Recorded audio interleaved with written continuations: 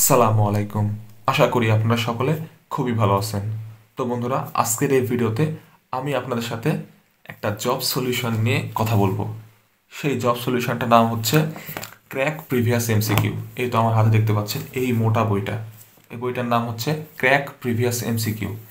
এই বইটা job solution হিসাবে পরিচিত। বর্তমানে একটা গুড জব সলিউশন বলতে এই বইটাকে আমি বুঝি। ঠিক আছে, আমার কাছে এই বইটা অনেক দিন ধরে আছে। এই বইটা পড়ে আমার খুবই ভালো লেগেছে। গতানুগতিক যেসব জব সলিউশনগুলো আমরা পড়ি সেগুলোতে কিন্তু অনেক অনেক অনেক প্রশ্ন দেওয়া আছে, ঠিক আছে, কিন্তু সেগুলো টপিক ওয়াইজ আলাদাভাবে ভাগ করা নাই।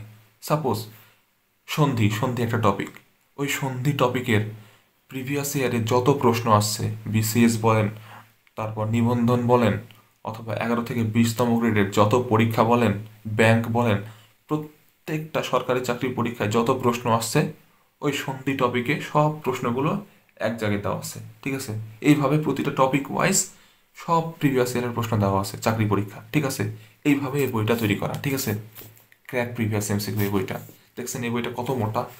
এই পর্যন্ত যত সরকারি চাকরির পরীক্ষা হয়েছে সব পরীক্ষার টপিক ওয়াইজ প্রশ্ন আপনি এ বই পাবেন।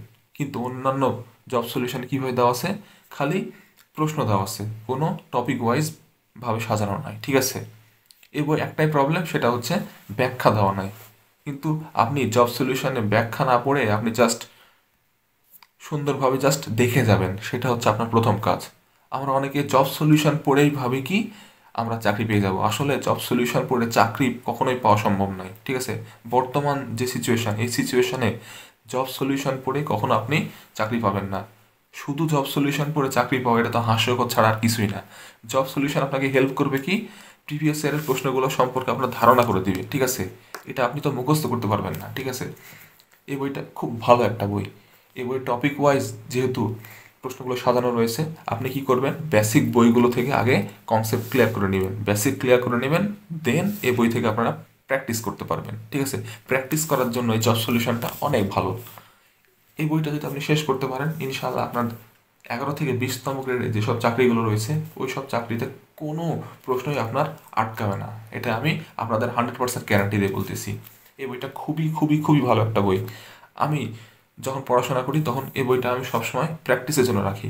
সাপোজ আমি আজকে কারক পড়লাম, কারক কারকের কনসেপ্টটা ক্লিয়ার করলাম, ক্লিয়ার করার পর কী করলাম, এই বইয়ে গেলাম, এই বইয়ে যাওয়ার পর কারক চ্যাপ্টারটা বের করলাম, বের করার পর ওইখানে যত প্রিভিয়াস ইয়ারের প্রশ্ন আছে সব এক সিরিয়াল আমি পড়ে গেলাম। এর ফলে কি হলো, আমার একবার একবারে আমি যত প্রিভিয়াস ইয়ারের প্রশ্ন আছে কারক সম্পর্কে সব একবারেই পড়ে নিলাম। ঠিক আছে না, এইভাবে পড়লে আপনার পড়াশোনাটাও গোছানো হবে, আপনার প্রিপারেশনটাও অনেক ভালো হবে। ঠিক আছে, আর আপনি অনেক প্র্যাকটিসও করতে পারবেন।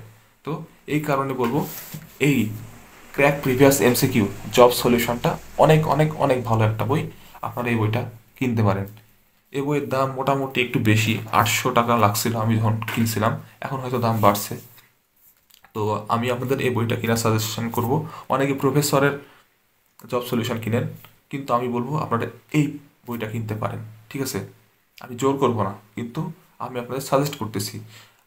আমার অভিজ্ঞতা বলে এই বইটা অনেক ভালো একটা বই, টপিক ওয়াইজ সুন্দরভাবে গোছানো আছে।